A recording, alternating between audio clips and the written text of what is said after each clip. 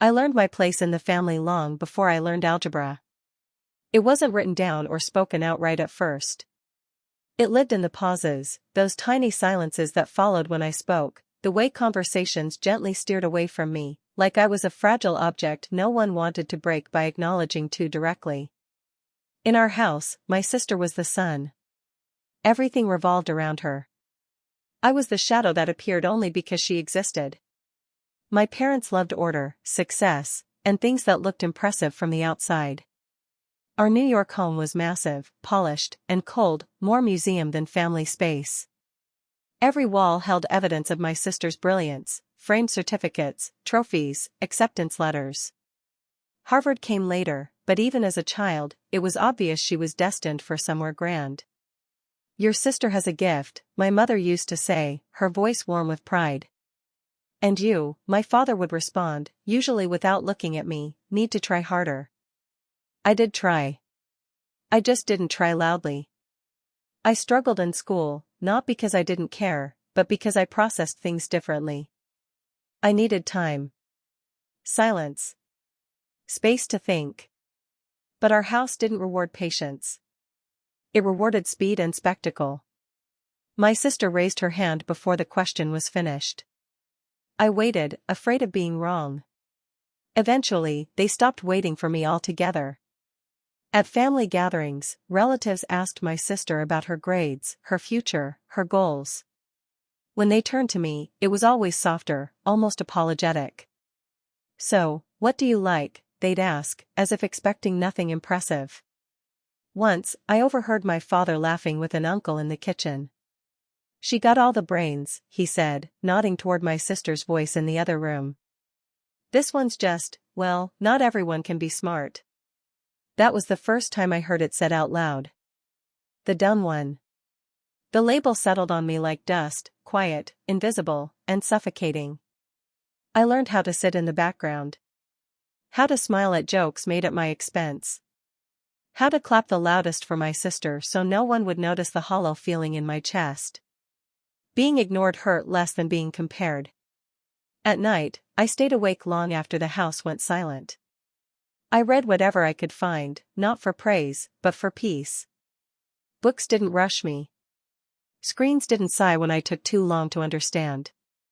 In those quiet hours, I felt almost capable. But mornings erased that feeling. Every breakfast was a reminder of who mattered. My sister's schedule was discussed in detail, competitions, interviews, tutors. Mine was an afterthought. "Don't stress her," my mother once said when I asked for help. "She's not built like your sister." By the time my sister received her Harvard acceptance letter, no one even looked at me. They already knew which role I played. I sat in the back row of her graduation ceremony years later, hands folded, heart heavy, watching the world celebrate someone I loved, but also someone I had been measured against my entire life.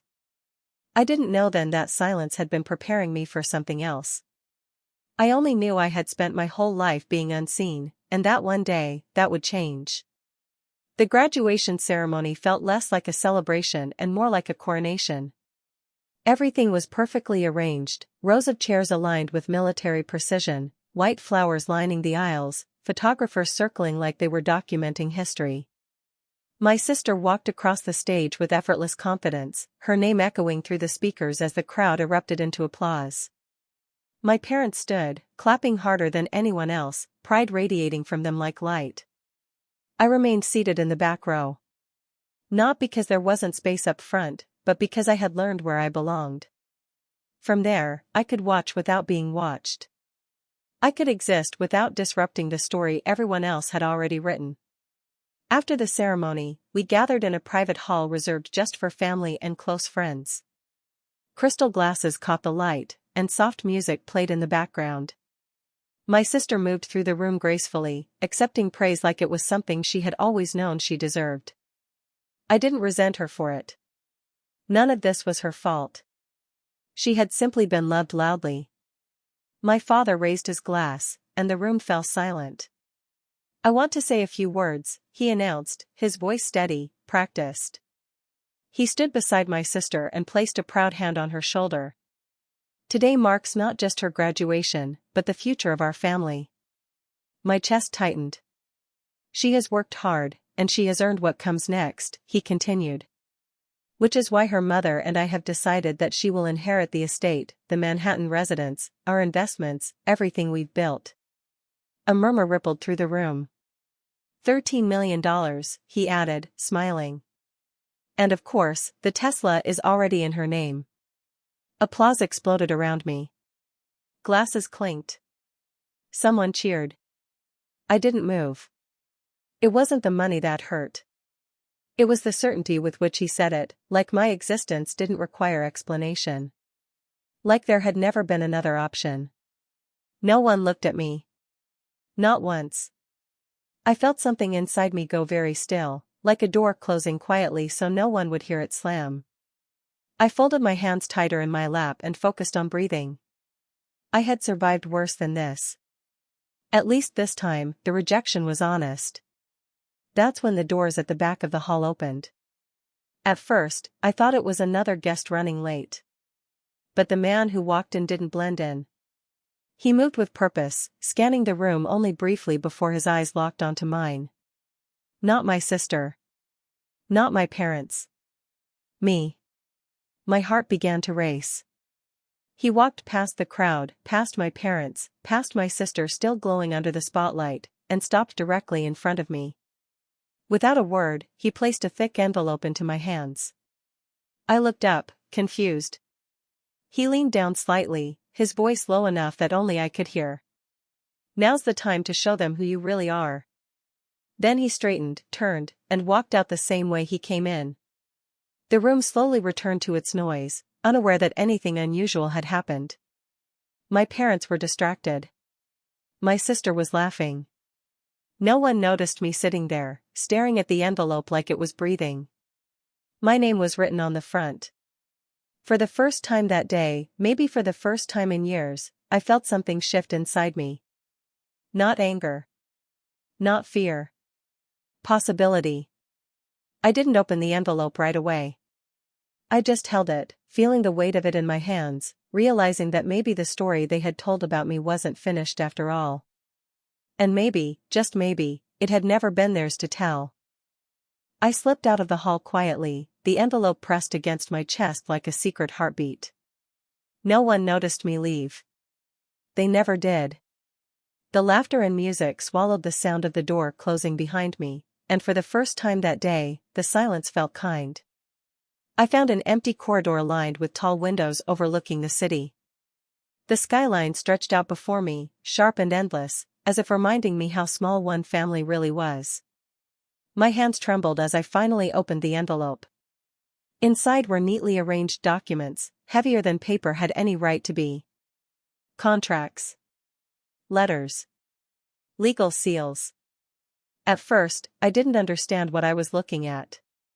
Then I saw my name, again and again, typed in clean, official ink. The first letter was addressed directly to me. It wasn't cold or legal. It was personal. It explained who the man was, a legal representative. It explained how he had found me, through a company no one in that hall knew I owned. A company I had built quietly, piece by piece, in the years when everyone assumed I was doing nothing with my life. As I read, memories flooded back. Late nights hunched over a laptop I bought secondhand. Teaching myself skills no one thought I could learn. Failing repeatedly and starting over without anyone cheering me on. I remembered the relief of working under a name that wasn't compared to my sister's. A name free of expectations. I hadn't been slow. I had been learning in the dark. The letter detailed what my parents never asked about. The freelance projects that turned into contracts. The small profits that became steady income. The risks I took because I had nothing to inherit anyway. While my sister studied for exams with tutors and support, I studied myself, trial, error, and stubborn belief. One document made my breath catch. It showed that my company had recently been approached for acquisition by an investment firm. My father's firm. They had tried to buy it. They had failed. Not because it wasn't valuable, but because I had refused. I sat down on a bench, overwhelmed.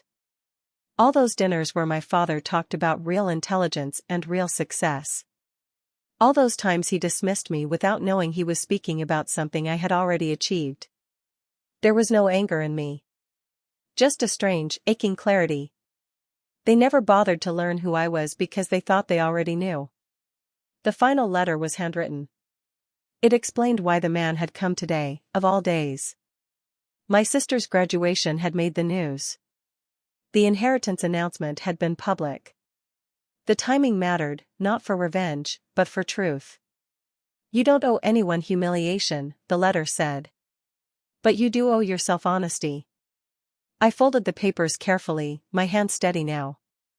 For years, I had tried to prove my worth by being invisible, by not causing trouble, by accepting the role they gave me. But the truth was simple and terrifying, I had outgrown that role. I looked at my reflection in the glass window, someone older than the girl who used to cry quietly in her room, someone stronger than the voice that called her dumb. I realized then that my silence had never been weakness. It had been preparation.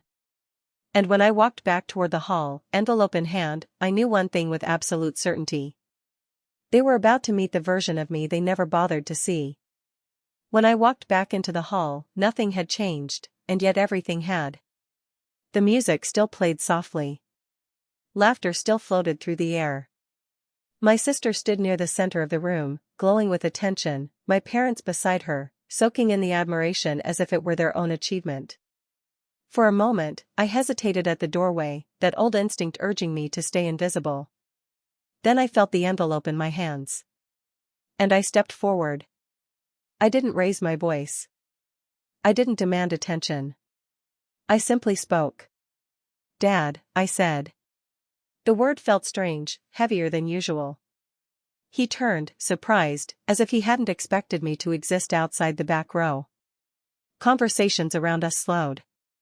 A few people looked over, curious but unconcerned. "Yes?" he asked, polite, distant. "I'd like to say something too." My mother frowned slightly. My sister looked confused. But they nodded, assuming this would be short, harmless, something small. I took a breath. "I've spent most of my life believing I was exactly who you said I was," I began. "The one who wasn't smart enough. The one who needed less. The one who shouldn't expect much." The room grew quiet. I believed it because it came from the people who were supposed to know me best. My father shifted uncomfortably. "But today," I continued, "I realized something. You never actually knew me at all." I placed the envelope on the table between us. Inside were the documents. The proof. Not waved dramatically, just there, undeniable. "This is my company," I said softly. "The one your firm tried to acquire. The one you couldn't buy." My father opened the folder. His face changed, not with anger, not with pride, but with something far more unsettling. Shock. My mother leaned in, reading silently. My sister stared at me, eyes wide, searching my face like she was seeing me for the first time. "I didn't build it to prove you wrong," I said. "I built it because I needed to survive without being seen. I learned to stand on my own because I thought I had to." No one spoke. "I don't want your money," I added. "I don't want the house. I don't want inheritance or apology." That part surprised them most. "I just want you to understand that the story you told about me was incomplete." My sister stepped closer. "Why didn't you tell us?" she asked quietly, not accusing, just genuinely unsure. I met her eyes. "Because no one asked." The truth landed gently, but firmly. I picked up the envelope and turned toward the door. There was nothing left to prove. No applause to wait for. My revenge wasn't watching them fall apart, it was walking away whole. As I reached the exit, my father called my name. I paused, but didn't turn around. "I'm proud of you," he said, his voice unsteady. I closed my eyes for a moment. "I know," I replied. But I was proud of myself long before today.